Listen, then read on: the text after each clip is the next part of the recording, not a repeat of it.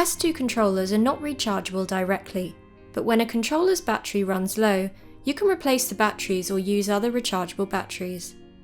You can tell when the controller's battery is low if you open your Oculus app, go to Devices and click on your controllers.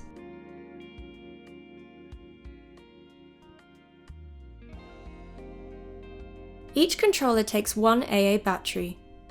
When the battery runs low, look for the arrow on the top of the handle. Slide the battery cover in this direction to remove the cover like this. Remove the AA battery and replace it with a fresh one. Slide the cover back on until it clicks firmly into place.